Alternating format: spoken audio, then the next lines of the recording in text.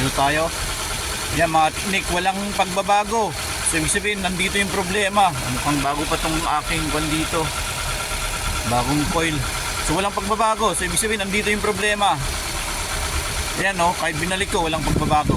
So okay, patayin natin. Tanggalin natin to, iswap natin dito sa dalawa. Okay.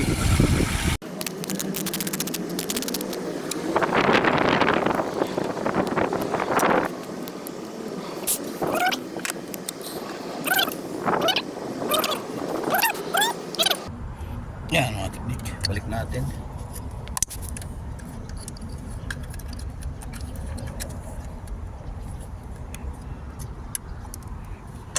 Okay.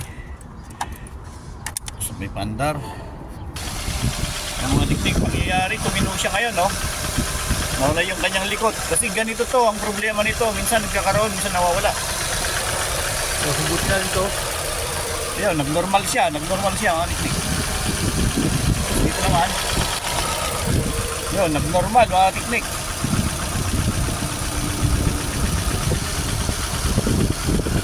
So, hindi malinaw sa ngayon kung alin ang may problema.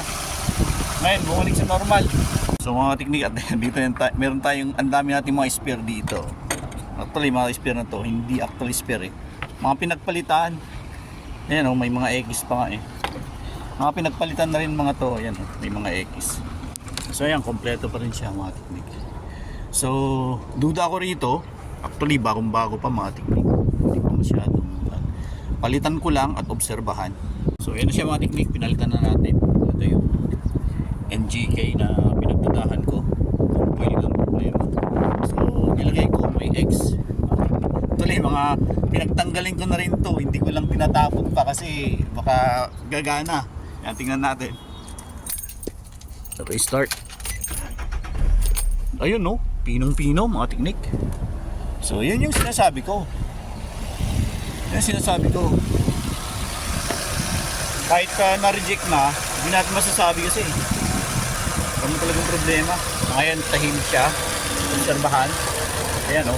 Okay yung aking nilagay at tinatanggal. Hindi malikot siya. Okay. So ito naman yung pinagtanggalan natin kanina. Ayan. Okay din siya. Okay. So far, sa ngayon okay na silang lahat. Okay. Thank you Lord. Thank you Jesus. Obserbahan lang natin. Okay. Yung sinasabing wisdom. Ayan. Kailangan natin gamitin yung ating nalalaman na kaalaman. 1,000 view. Yun ang wisdom. Okay po mga teknik. Ilang muna tayo. More power and God bless.